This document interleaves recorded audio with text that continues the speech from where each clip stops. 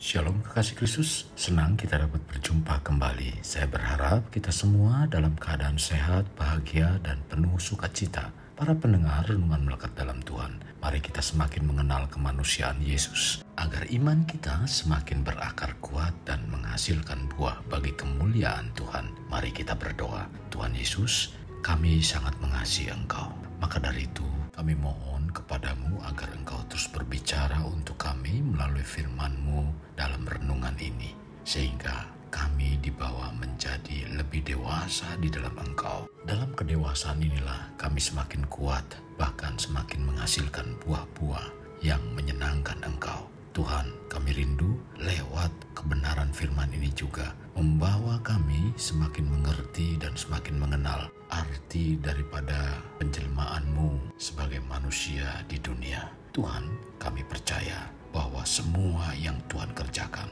adalah untuk kebaikan kami. Maka dari itu Tuhan, kami siapkan hati dan pikiran kami untuk dibenahi dengan kebenaran firman-Mu. Lewat firman inilah kami menjadi pribadi-pribadi yang menyukakan Engkau. Ini doa kami, dalam nama Tuhan Yesus kami berdoa. Amin. Melekat dalam Tuhan bertema darah kemanusiaan Yesus. Firman Tuhan terdapat dalam Ibrani 10 ayat 19. Demikian firman-Nya. Jadi saudara-saudara, oleh darah Yesus kita sekarang penuh keberanian dapat masuk ke dalam tempat kudus. Kekasih Kristus, darah dalam bahasa Ibraninya dam, artinya ditentukan dan disediakan Allah. Sebab darah mengandung kuasa untuk mengadakan korban penebusan.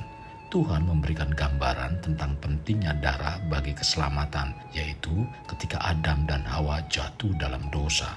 Tuhan membuat pakaian bagi manusia dari kulit binatang. Pengertiannya, Tuhan telah mencurahkan darah binatang agar manusia tidak telanjang. Jadi darah sangat diperhitungkan oleh Tuhan. Dalam Kejadian 9 ayat 5, tetapi mengenai darah kamu, yakni nyawa kamu, aku akan menuntut balasannya. Dari segala binatang, aku akan menuntutnya, dan dari setiap manusia, aku akan menuntut nyawa sesama manusia. Imamat 7 ayat 26, siapa yang menumpahkan darah manusia, darahnya akan tertumpah oleh manusia, sebab Allah membuat manusia itu menurut gambarnya sendiri. Dalam Imamat 17 ayat 11, karena nyawa makhluk ada di dalam darahnya, dan aku telah memberikan darah itu kepadamu di atas mezbah untuk mengadakan perdamaian bagi nyawamu, karena darah mengadakan perdamaian dengan perantaraan nyawa. Darah di dalam perjanjian lama dianggap sebagai tempat adanya hidup. Kejadian 9 ayat 5, Imamat 17 ayat 11, dan lain-lain.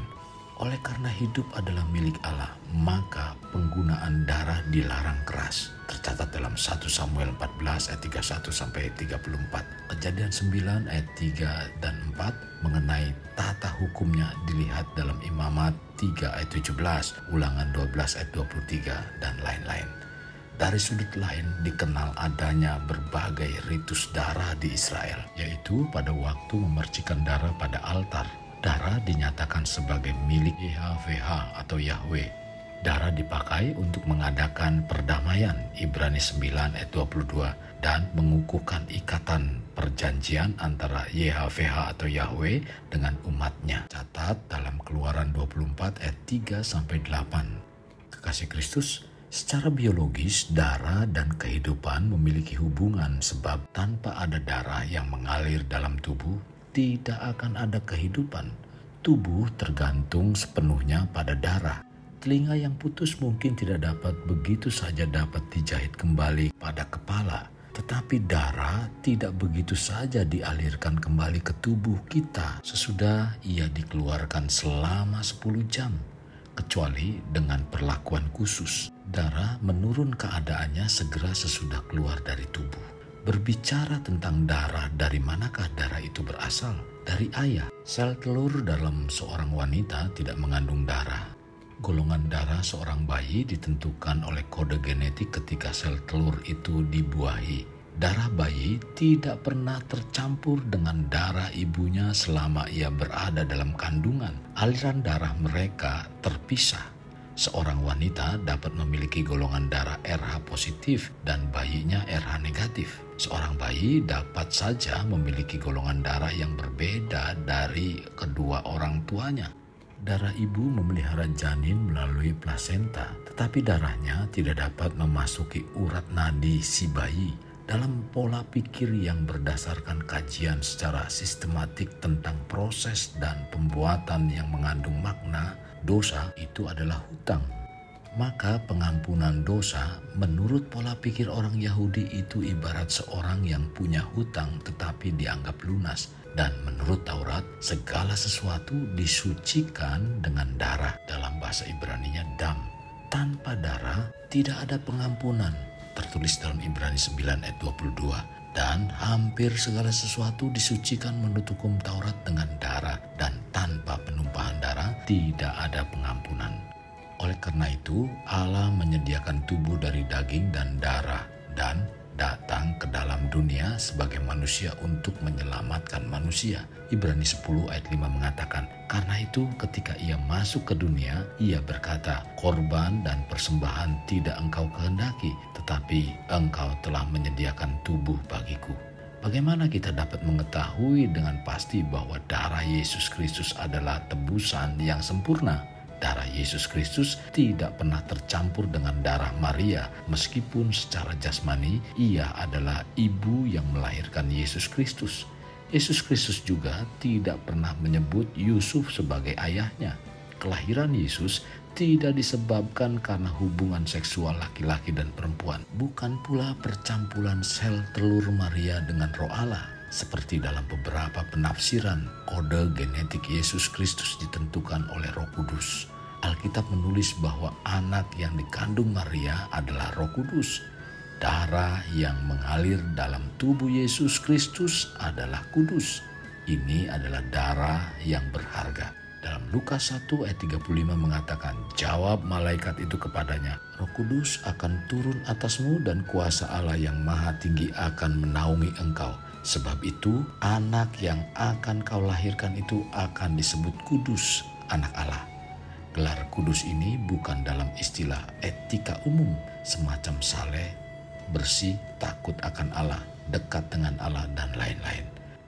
Melainkan kudusnya Allah, Sang Kudus, suatu sifat dasar Allah tanpa dosa dan tanpa berbuat dosa dan yang berasal dari zatnya Allah sendiri. Alkitab juga dengan jelas menyebut bayi yang dititipkan dalam kandungan Maria adalah kudus. Hal ini tercatat dalam Matius 1 ayat 20. Tetapi ketika ia mempertimbangkan maksud itu, malaikat Tuhan tampak padanya melalui mimpi dan berkata, Yusuf anak Daud, janganlah takut engkau mengambil Maria sebagai istrimu, sebab bayi yang ada di dalam kandungannya adalah dari Roh Kudus.